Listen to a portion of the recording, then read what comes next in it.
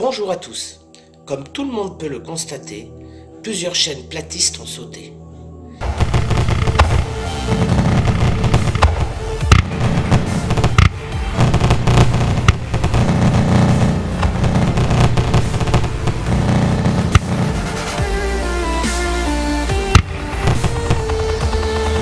Oui, je me montre, et n'ayant pas les moyens d'Arnaud Thierry, je fais avec les moyens du bord.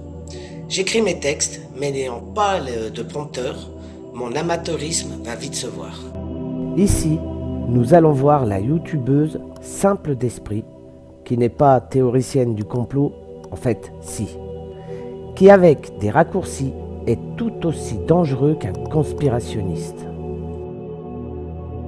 Oui, je suis en train de regarder mon ordinateur et plus exactement le site ontemanipule.fr. Donc je pense que si vous traînez sur internet autant que moi, cette information n'a pas dû vous échapper.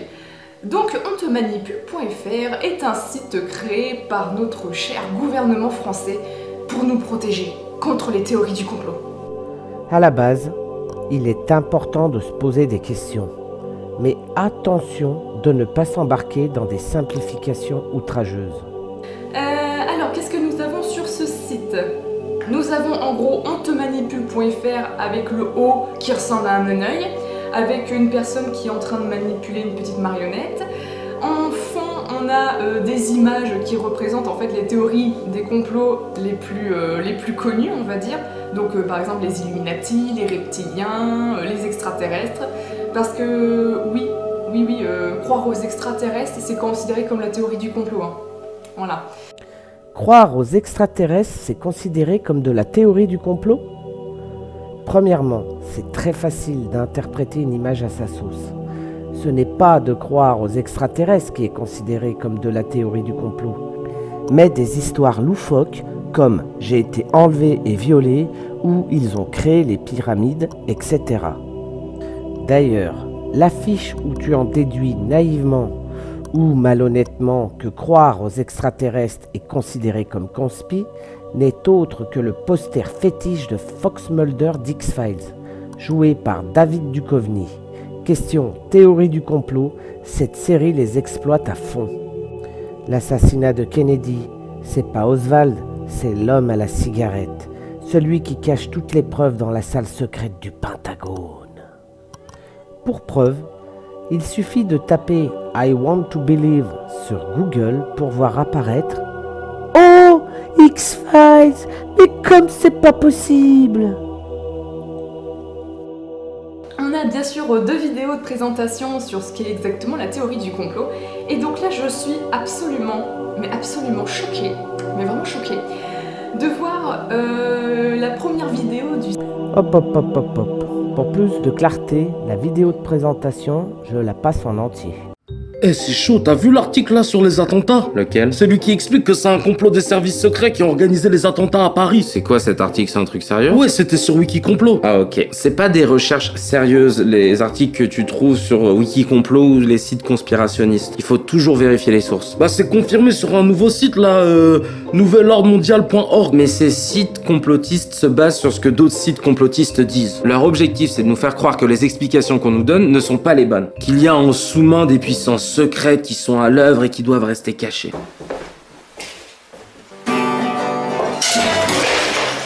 Ouais, mais toi tu crois ce que tu vois à la télé, dans la presse et tout. Ah non, pas du tout. Je te dis pas qu'il faut pas se poser de questions, je te dis juste qu'il faut prendre du recul pour voir quand ça tient pas la route. Non mais wesh, il y a une meuf, c'est une comédienne, elle a été payée pour pleurer pour Charlie Hebdo et c'est la même que tu retrouves pour pleurer pour le Bataclan. Moi je vois pas de ressemblance. Et c'est facile de faire ça, tu trouveras toujours une femme brune dans le monde qui pleurera près d'un lieu d'une catastrophe. Et puis honnêtement, pourquoi payer une comédienne? Tu prends n'importe quel être humain qui était présent, il sera forcément touché. Ah ouais, toi je vois, tu crois tout ce que le système il veut que tu crois. Mais tu te fous de moi? Je suis en train de te dire qu'il faut réfléchir avec ton cerveau et pas qu'avec tes yeux. Et les vidéos qui disent que les Illuminati ils sont à l'origine des attentats, ils ont des preuves. Mais ces vidéos, si elles avaient un vrai propos ou des preuves, elles te mettraient pas le doute avec une ambiance flippante. En mettant la musique de Requiem for a Dream avec des gros titres chocs qui s'affichent partout et des triangles. Et si tu changes la musique, ça devient vite ridicule.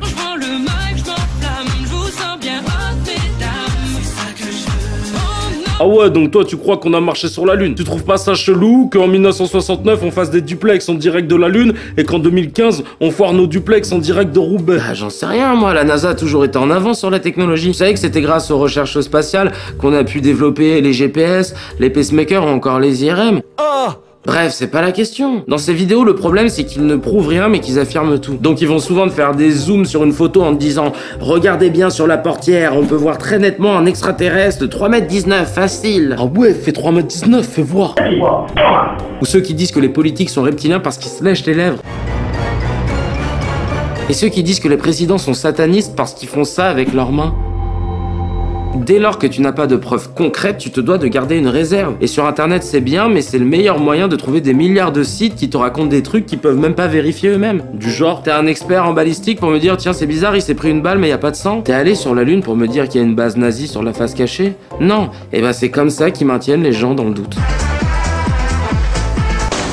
Bref, j'espère que t'as capté maintenant. Ces mecs-là qui sont dans la conspiration, de base, la démarche n'est pas mauvaise. Garder un esprit critique sur ce que tu peux voir ou lire sur internet. Mais eux, ils regardent les choses avec un angle où tout paraît bizarre, sauf ce qu'ils te disent, évidemment. T'as capté?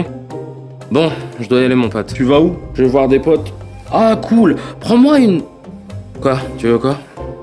Non, rien. Tu reviens quand? Bon, vers 6h, 6h66. Ok? Allez, je te laisse. Adieu.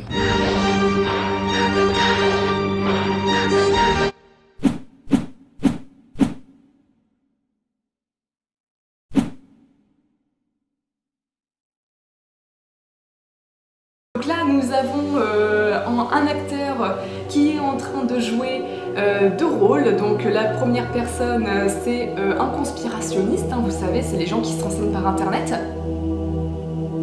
Je me sens à peine visée en fait dans cette vidéo. Et le deuxième personnage, c'est quelqu'un qui est plutôt calme, qui est plutôt posé, qui est en train de dire à cette personne qui se renseigne par internet qu'il ne faut pas se fier à ce qui a marqué sur internet, parce que sur internet, c'est que des conneries quoi. Alors là, tu prends l'extrait qui t'arrange. Voilà pourquoi je la passe en entier. L'acteur Kevin Rezy ne dit pas que tout ce qui est sur internet est faux, ni que ceux qui se renseignent sont conspis. Il faut garder l'esprit critique, vérifier ses sources, avec toutes les sources d'information, même les médias mainstream, entre guillemets. Ce n'est pas les personnes qui doutent d'une version dite officielle qui sont visées, mais bien des dérives. Ah voilà, et après, bien sûr, mon petit truc favori, c'est le détecteur de théorie du complot. Parce que bon, voilà, ils nous disent que sur internet, toutes les informations qui contredisent les versions officielles, c'est de la théorie du complot, c'est de la paranoïa, faut même pas s'y fier. Donc là, on a ce petit schéma qui est en train de nous dire qu'est-ce qui n'est vrai, qu'est-ce qui n'est pas vrai. Alors, existe-t-il des preuves irréfutables de l'existence des complots? Donc c'est un schéma en fait qui part un peu dans tous les sens, il y a le oui, il y a le non et tout. Donc, s'il y a marqué oui, je vais jusqu'au bas du schéma. Donc la solution ultime en fait qu'il nous propose, c'est qu'il faut se fier aux travaux des journalistes et aux travaux des scientifiques. Des journalistes et des scientifiques qui ne subissent aucune pression, qui sont pas payés par des banques, qui n'ont pas de lobby derrière eux en train de faire des pressions. Mais bon là-dessus sur le site ils oublient quand même de dire pas mal de trucs. Alors, allons voir ton schéma qui se nomme un graph 7. Dans toutes les entreprises, les graph 7 permettent de réduire l'arbre des pertes, d'améliorer la qualité ou simplement de réduire un risque. Ici, de détecter une théorie du complot. Il part dans tous les sens. Non, il est simple, principe du graph 7, un peu trop directif, certes. La partie du bas est pertinente. Dans le doute, se renseigner auprès des journalistes et scientifiques. Je dirais compétents dans leur domaine. Les journalistes et les scientifiques ne subissent aucune pression? Alors, ayant déjà travaillé pour la presse régionale, les journalistes, oui, ne subissent aucune pression, comme toi tu le sous-entends. D'une part, les seules pressions qu'un journaliste viennent du rédacteur en chef, surtout sur la diffamation. Ou alors, il peut arriver qu'on ne touche pas aux potes du boss. Avant de sortir un papier, le journaliste doit avoir des preuves de ce qu'il avance. Pas seulement j'ai vu une vidéo sur YouTube. La seconde est vis-à-vis d'un annonceur qui n'est pas censuré, mais décalé, donc publié. Alors, donne-moi tes sources sur la pression des journalistes. Je suis curieux et je ne te parle même pas des pigistes qui, eux, travaillent pour qui ils veulent. À propos des scientifiques, certains peuvent être comme tu le décris, mais foutre tout le monde dans le même panier de crabes, c'est à gerber. Quand une expérience ou une étude est faite, il y a des protocoles précis autour de la recherche. Les résultats des recherches sont publiés et disponibles sur le net. Les résultats sont vérifiés par des membres de la communauté scientifique avant d'être publiés. N'importe qui ne peut pas publier n'importe quoi. Et bien sûr, à la fin de la page, ils nous mettent les liens, des liens utiles, on va dire, pour être sûr de ce que tu lis sur Internet, c'est véridique. Que ce que tu lis sur Internet, c'est véridique? Moi je dirais véridique. Ben oui, pour vérifier, voire croiser et comparer plusieurs sources. Bon, qu'avons-nous? Comment trouver une information fiable et de qualité sur Internet? De la prévention? Pour signaler des contenus illicites trouvés sur Internet. Hoaxbuster, première ressource francophone sur les canulars et rumeurs du web. Bah oui, c'est prouvé. Ils sont à la solde du gouvernement. Une méthode pour démonter les théories du complot. Prévention. Et un top 5 des théories les plus courantes. Déconstruire les théories du complot et les attentats du 13 novembre. Prévention. Déconstruire le conspirationnisme. Retour sur l'entretien du SIG consacré aux théories du complot et aux conspirationnistes. Prévention. Punaise, tu as un problème avec la prévention. Tu subis des pressions? On se retrouve toujours en fait dans ce même schéma. Tout ce qui est critique de la version officielle, pour le système, c'est considéré comme de la théorie du complot. Donc quelque chose qui n'est pas crédible, qui n'est pas sérieux, et pour lequel il ne faudrait même pas s'y intéresser. Donc voilà, je trouve que c'est un petit peu la super insulte des temps modernes, c'est-à-dire que si tu oses émettre des doutes, tout de suite il y a marqué un complotiste. Donc voilà, je trouve que c'est une superbe insulte. Comme j'avais expliqué précédemment dans ma vidéo sur la théorie du complot, pour moi je trouve que c'est vraiment le point de Godwin qui est atteint à chaque fois. Mais il n'a jamais été dit que tout est faux. Beaucoup de fausses infos circulent sur le net. Personne ne dit de ne pas se poser de questions. Ce site dit d'arrêter de croire des conneries. Les attentats sont des fakes. Mamadou Gassama est entraîné par l'armée française pour faire un faux sauvetage, pour faire passer en douceur la loi sur les vaccins. Des gamins pensent que le président est reptilien. C'est sur ça que le gouvernement veut lutter. Donc voilà, donc tout ça pour dire que le système ne veut pas que vous doutiez des versions officielles. Donc quand papa, maman vous dit que c'est comme ça que ça s'est passé, c'est comme ça que ça s'est passé. Voilà, il n'y a pas de question à avoir, tout simplement. Alors, si ça c'est pas complotiste, je ne m'y connais plus. Oh le raccourci. Mais dis-moi, c'est qui le système? Les scientifiques et les journalistes? Le gouvernement? Les agents secrets du complot? On est un con. Donne-moi tes sources, un témoignage d'un agent du système par exemple. Donc on a la deuxième vidéo après du site On te manipule.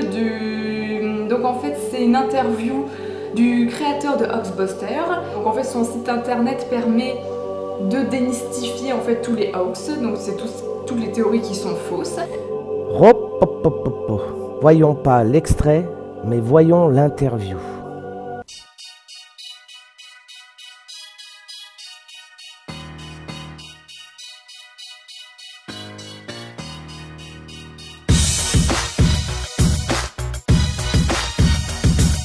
Un hoax, de manière très claire et synthétique, c'est une fausse information en circulation sur le web. Et on trouve de tout. On trouve du canular tout bête entre copains, qui va faire de mal à personne finalement, puisque ça va très vite s'éteindre, jusqu'à la désinformation idéologique qui, elle, peut aller beaucoup plus loin, et là, potentiellement, générer pas mal de malversations, en tout cas dans l'opinion publique. La diffusion des hoax, effectivement, elle a évolué avec le temps et avec tout ce que Internet a rendu possible. Donc dans un premier temps, c'était essentiellement par mail et puis sur les forums. Et puis petit à petit, ça a envahi les messageries instantanées. Et maintenant, on est beaucoup sur du YouTube ou les réseaux sociaux, notamment Twitter et Facebook, qui font partie des plus gros diffuseurs de hoax à l'heure actuelle. Depuis les attentats de janvier 2015, effectivement, on a vu une augmentation très flagrante, notamment de tout ce qui est théorie du complot et puis de tout ce qui est information anti-système de manière générale. Mais globalement, c'est un phénomène qu'on voit monter, nous, depuis déjà le début des années 2000 et notamment après les attentats du World Trade Center. Des bons réflexes à avoir sur le web face à toute information en circulation, il y en a évidemment. Il y a des thématiques qu'on retrouve très souvent dans les hoax, c'est tout ce qui va générer de la colère. On va se sentir scandalisé par une situation. C'est extrêmement difficile parce qu'on est tous amenés à avoir des émotions et on est tous scandalisés ou énervés ou fâchés contre quelque chose. Et il faut savoir prendre du recul effectivement et puis être capable d'aller chercher l'information sur d'autres canaux que celui par lequel on l'a reçu. Hoaxbuster, nous, notre fond de commerce, c'est de dire qu'il faut croire de base à rien. C'est-à-dire qu'on reçoit une info, quel que soit le canal d'information, ça vaut le coup d'aller la vérifier. Et c'est ça un des réflexes qu'il faut avoir, c'est en tout cas de savoir prendre du recul et d'exercer son esprit critique, quels que soient les metteurs de l'info, même si c'est un média traditionnel, bien entendu.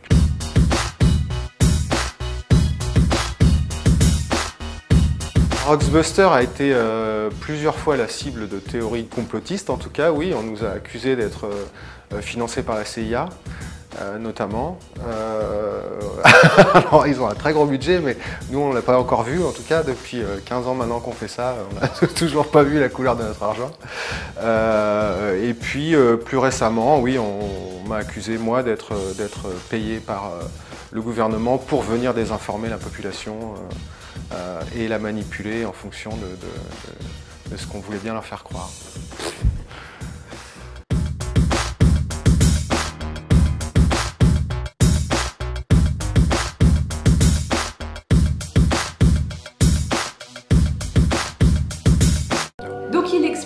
Dans sa vidéo que depuis ces 15 dernières années, les théories du complot commencent à émerger de plus en plus. En fait, il y a de plus en plus de gens qui sont paranoïaques. Donc d'un côté, j'ai envie de dire, tant mieux que depuis ces 15 dernières années, les gens se posent de plus en plus de questions et contredisent de plus en plus la version officielle. Donc après, au bout d'un moment, les mecs, faut être un peu plus crédible, quoi. Bon, Simple d'Esprit a juste passé un extrait très court pour nous sortir son truc. La malhonnêteté ne fait aucun doute. Surtout que le co-auteur dit bien de vérifier même avec les médias traditionnels. Le reste ne mérite pas de commentaires. Donc voilà, donc que vous dire de plus à part, regardez la télévision, croyez ce qu'on vous dit. De toute façon, vous voyez avec ce superbe site internet qui se fiche bien de notre tronche, parce que oui, franchement, j'ai envie de dire, c'est une moquerie pure et simple des gens qui veulent se renseigner autrement. Voilà, donc remettre en question la version officielle, se poser des questions sur ce qu'on nous présente, oui effectivement ça ne leur plaît pas, la preuve en est. D'ailleurs j'étais en train de me demander, comme c'est l'État qui fait ce genre de site, qui a fait ces genres de campagnes, ça veut dire que c'est notre argent qui a contribué à faire ça. Donc si c'est notre argent, autant qu'on puisse donner notre avis sur ce site. Parce que moi, oui, effectivement, ce genre de site, ça ne me plaît pas du tout. Je me sens offensée. Voilà. Il existe pourtant des réflexes simples pour repérer des fake news, une info douteuse ou de la théorie du complot. Facebook, YouTube, Twitter, c'est ici que la plupart de l'information circule. Mais comment être certain de ce que vous diffusez ? Qui est l'auteur de la vidéo ou de l'article? Si rien ne figure, il y a suspicion. Donner une opinion plutôt que des faits n'est pas très bon non plus. L'envie d'interpréter est la différence entre la réalité et le mensonge. Chose importante, l'auteur d'un article est-il spécialiste ou a des compétences sur le sujet? Des complots, bien sûr qu'il y en a eu, et il y en aura toujours. De la désinformation sur des chaînes ou journaux d'infos, bien sûr qu'il y en a eu, et il y en aura encore. Des exemples, le nuage de Tchernobyl, les industriels du tabac avec l'audition des 7 nains, le Rambo Warriors, le Watergate et j'en passe. Dites-vous bien que si la plus puissante administration du monde n'a pu éviter le Watergate, aucun complot n'arrive à perdurer dans le temps. Moralité, simple d'esprit est tombé dans le piège et détourne ses auditeurs sur la réalité de l'information. Il n'y a plus qu'un pas à faire pour se retrouver dans la sphère complotiste. C'était Fredo, et n'oubliez pas, méfiez-vous du